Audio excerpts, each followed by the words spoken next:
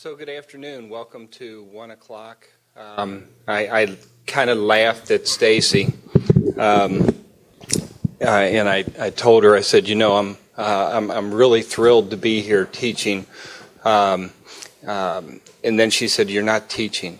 And I said, oh, that's my other life. So my name's Tim Brueggemann, and I am a chief IT architect at Boeing. In my off time, I teach at a local university, Lindenwood University in St. Charles, Missouri. And what I'm going to talk about today is an off-take from my doctoral dissertation, which I finished in 2009. So for those latecomers, just so you know, these are my guest speakers here, so any questions that you have, if they can't answer them, I'm sorry, you're just going to have to send me an email or something. But those are from my two daughters who are 11 and 10, and both of them today told me, they said, when I talked to them before they went to school, they said, don't worry, Dad, even if you do bad, you can still come home. So hopefully that's true. So we all use the word understand every day of our life, and even though I'm talking, feel free just throughout to ask questions or whatever. I really like this to be more of a dialogue than a speech, so to speak, especially right after lunch where everybody's a little bit full, a little bit drowsy. So, but we all use the word understand. Ask yourself to define it. Can you put it into very specific terms? So if I ask you to define a quarter, you can use adjectives that will explain what that quarter looks like, what it feels like, what its size is, etc. But when we do that with understanding, it's a very abstract word. Unfortunately, we as IT professionals, we often just kind of take for granted the onus of responsibility that we have, and that is to protect the data that is stored on the organization's machines. And at a company like Boeing, the amount of data is just phenomenal. At all of your companies, think about just one application and how much, how much database size that application holds. Think about the types of data on it. So is there personally identifiable information that's stored within your application? Specifically, what I refer to as highly sensitive, personally identifiable information. There's a quote by Robert McCloskey that I like, and it says, I know you believe you understand what you think I said, but I'm not sure you realize what you heard is not what I meant.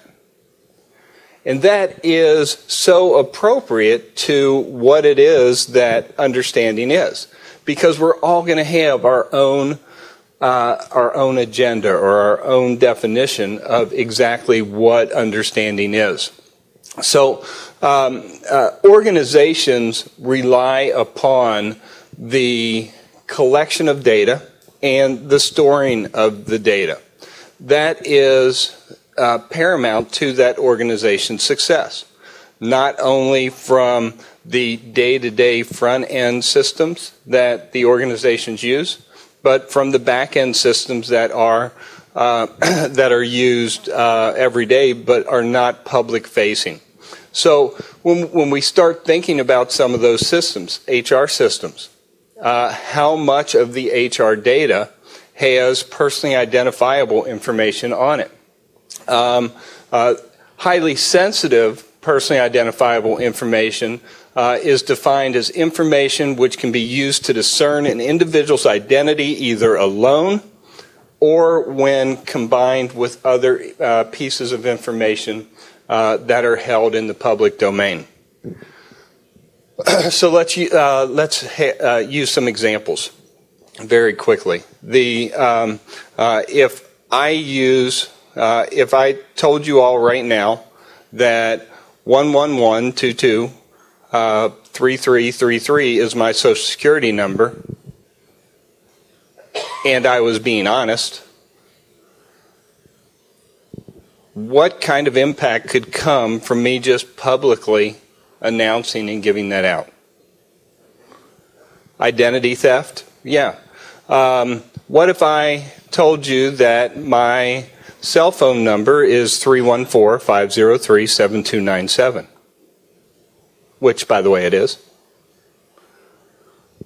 Any impact can come from that? Yeah, exactly. So there are implications, even for the data that we freely give out, that can come back and tie back to an individual. Think about the amount of data that we just freely give out into the public sector. When we go out on this internet thing, any of y'all been on that thing yet? No? Okay. It's new to me. But think about that. You go out, you go to Amazon, or you go to Barnes & Noble, or you go to BestBuy.com, and you want to purchase some sort of item. You go through, they don't have it in the store, or it's a click-only merchant. How do you pay for it? Well, you put your credit card information in. And many of us look, and we look at that bottom of the screen and we say, oh, well, there's a little lock down there, so it must be okay. Right? Or we look at the URL and we say, oh, it's HTTPS, so we must be okay. Well, that's not always the case. And again, it comes back to how the organization not only handles the information, but or collects the information, but how it handles the information. So access to information and data is easier. Yes? Before you move on, yeah. confused as to your definition. Highly sensitive personal information. Yes. If I look at information from the PCI standpoint, understand card number, CVV number, and etc. If I look at it from one of the 46 different breach laws in this country, it defines it under a different set of terms. If I look at it from HIPAA, I can understand that. What is your definition of highly sensitive personal information? What does it include and what doesn't include? And how do we distinguish that from NPI, which is not public information? Right, so that's a very good question. My definition versus the 10 bajillion other definitions that are out there.